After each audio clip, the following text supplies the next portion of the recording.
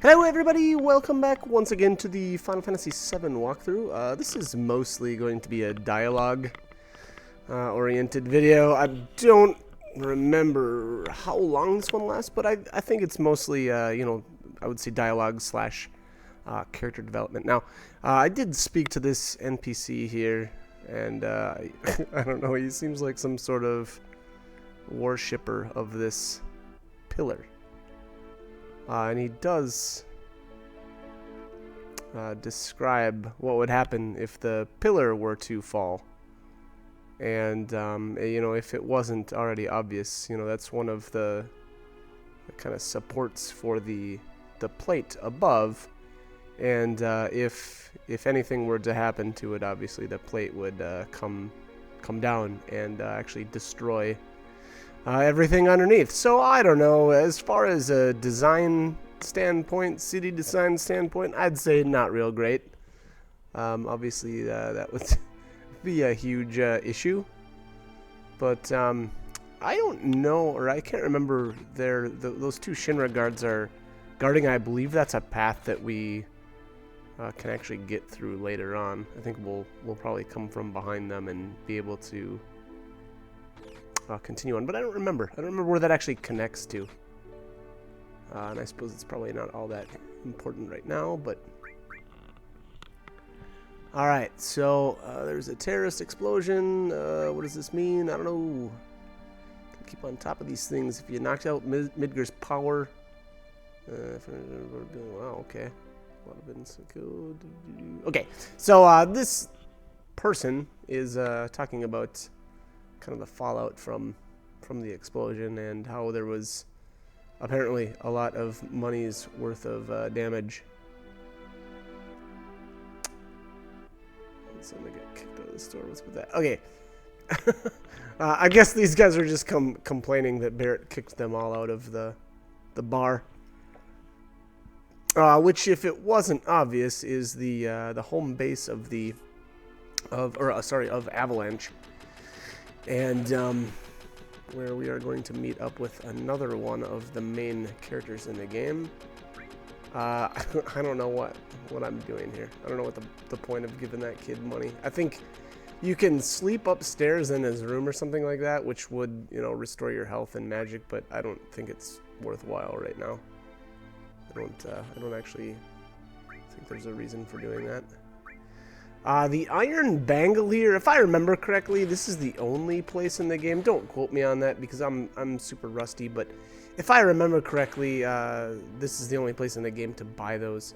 I'm going to make sure I grab one. I don't know if I'll end up buying more of them or not, but it's important to at least pick one of those up, especially if you want to get, we'll say, like a complete item list, I guess I'd say.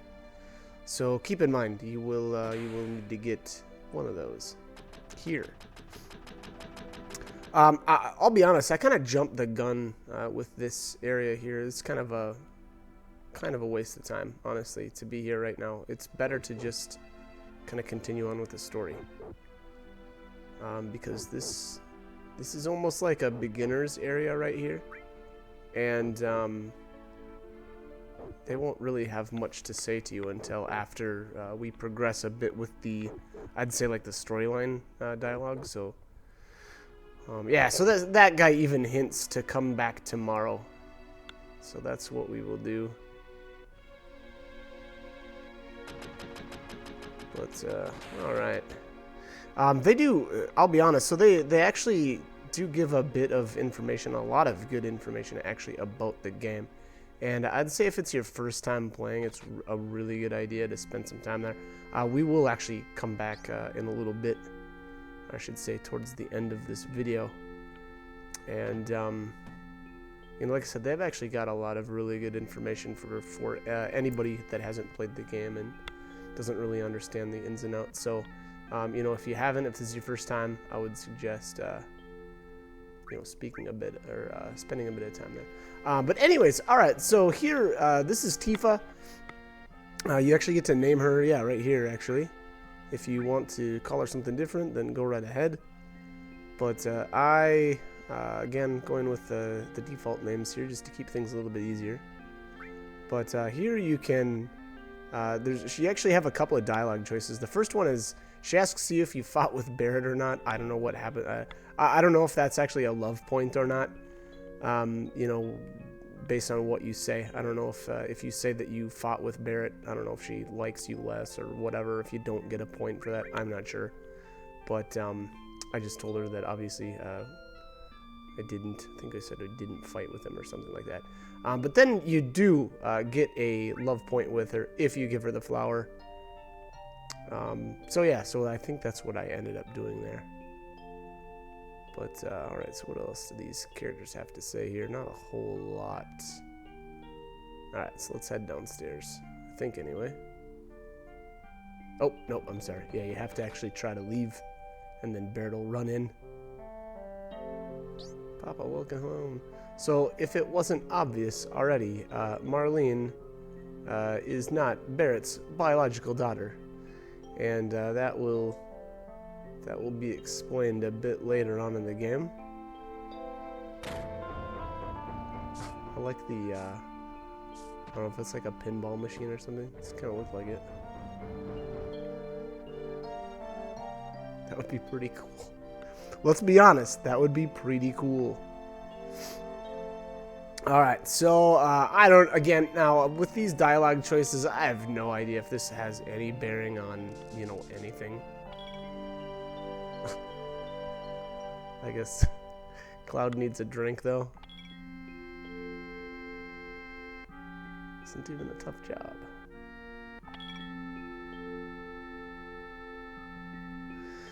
So, alright, so Tifa is actually one of Cloud's childhood friends, and my impression here is that Tifa actually kind of helped, or maybe suggested that Cloud help out with Avalanche. Obviously, she is a member, or maybe that wasn't obvious, but she is a member also of Avalanche. Alright.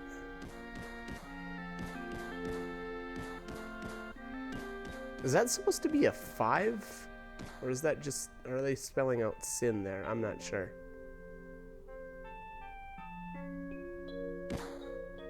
Anyways, alright, so...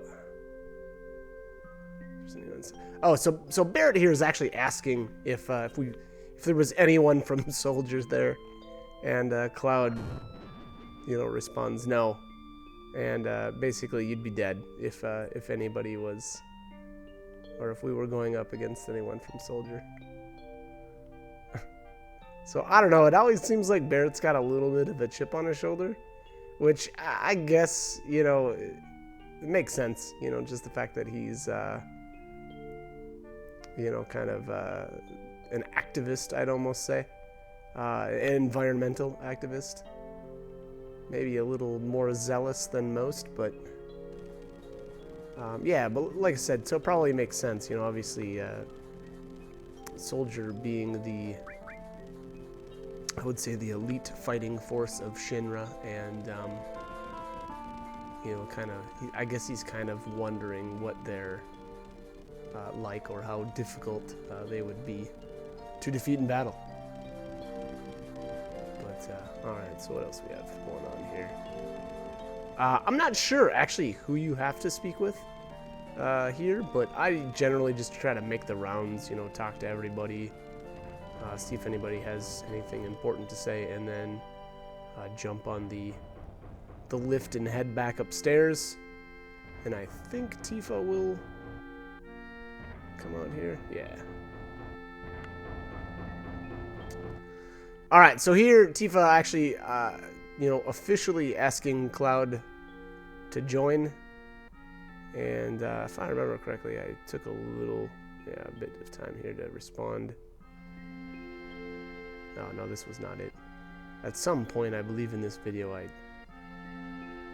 had to jump up and grab something, so I think I had like a long pause in some of the dialogue somewhere, but we'll see. Alright, so, alright, yeah, so here Tifa is trying to appeal to Cloud's you know, the fact that they were friends, or childhood friends, I should say. So you did forget. Alright, so here we've got our first, I believe our first, flashback. Well, I guess not quite yet. This is still when they're adults, I would say. Alright, here we go. But yeah, so anyways, Tifa obviously trying to get Cloud in, you know, to join Avalanche, obviously feeling like he'd be a pretty good ally, and maybe that's already obvious, but, you know, Cloud really not wanting to get involved. He, you know, again, he's like a total mercenary at this point, and, you know, really just cares about making money, apparently, so. But anyways, like I said, so here we've got a flashback of Cloud and Tifa. Apparently this is, so I don't remember exactly what the name of this town is, but, you know, they were from the same town when they were children, and Cloud decided that he wanted to leave and join Soldier. And I think he had, you know, aspirations of glory, I would say, and obviously I think he kind of idolizes Sephiroth, which I believe he mentions here. I may have actually already missed it, but if I remember correctly, he does say that.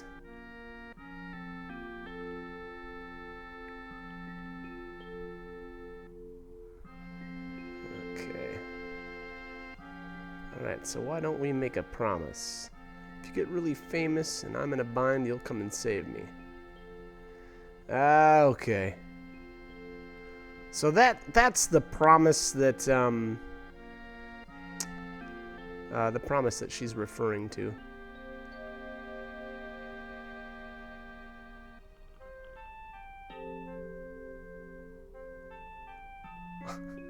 Which is kind of funny. I don't really see Tifa as the damsel in distress. She kind of is able to hold her own, it feels like to me anyway.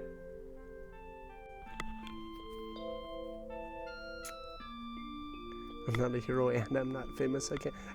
I do like that he tries to kind of get off on a technicality there. He's like, hey, I'm not a hero and I'm not famous, so I can't, I don't need to keep the promise. What a dirtbag. Alright, Barret keeps, speaking of promises, at least Barret keeps his. Alright, don't make me laugh. Get the next mission lined up. $3 grand. Alright, so double the price for the next one.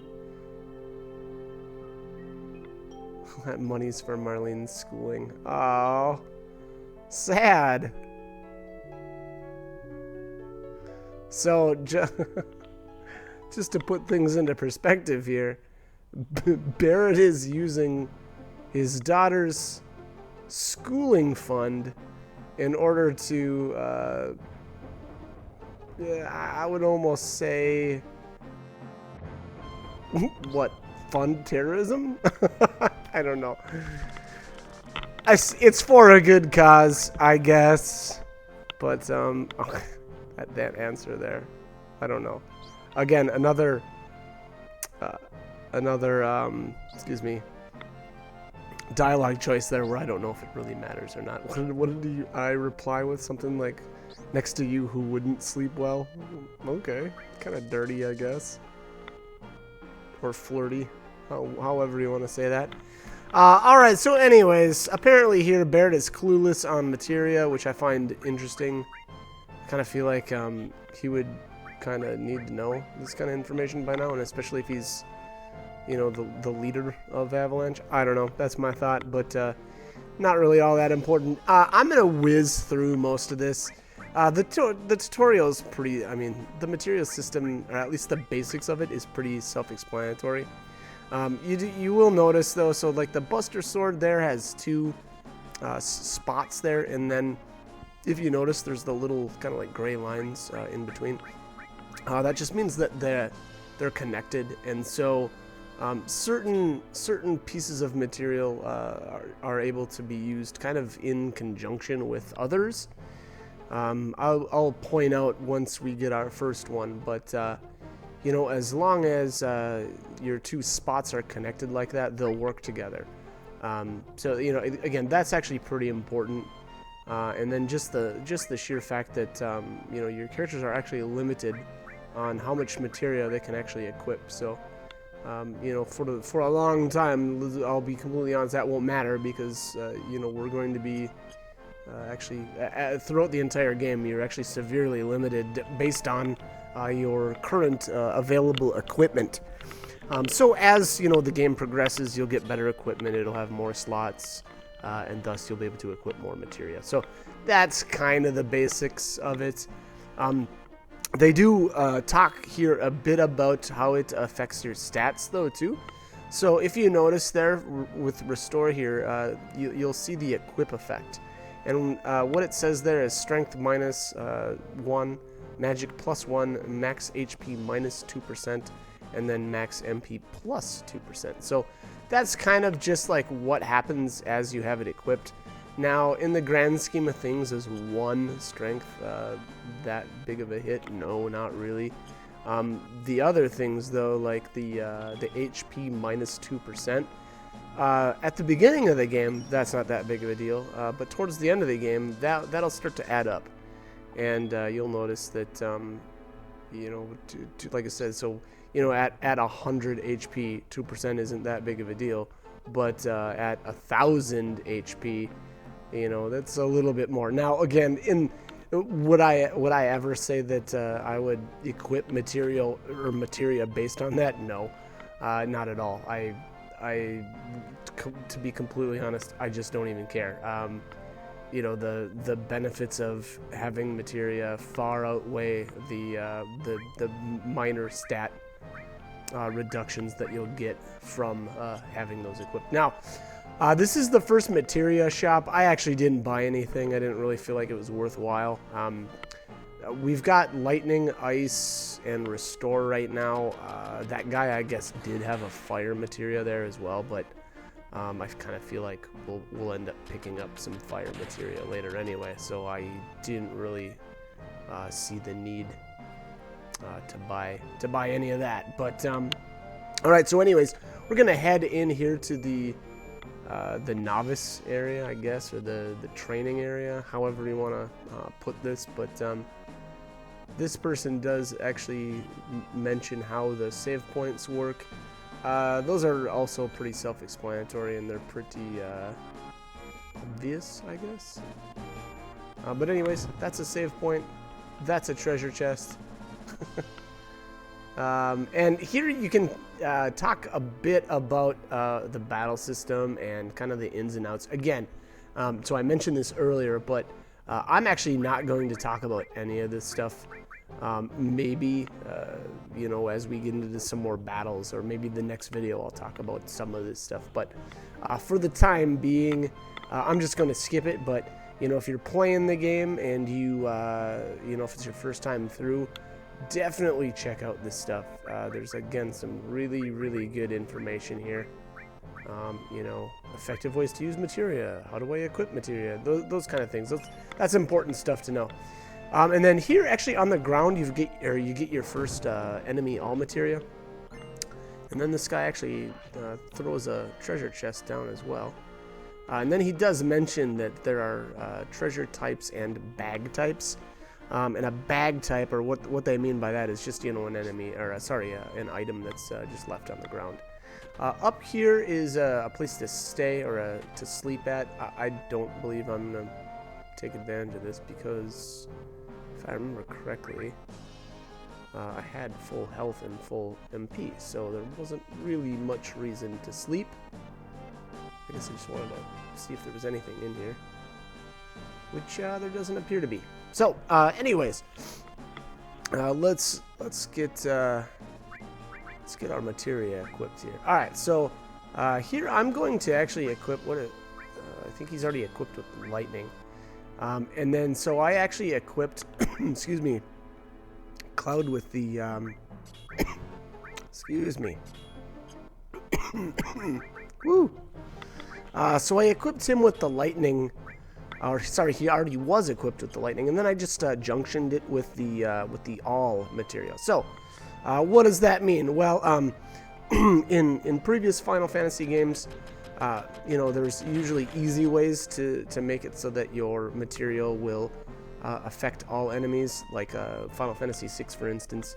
I think you tap like the L1 or the R1 or whatever, and that'll target multiple enemies. Well, you can't do that in this unless you have the all materia equipped, and that actually goes for like the excuse me, the restore materia as well. If you want to be able to cast Cure on all of your characters, you'll have to have an all materia equipped with it, or junctioned with it.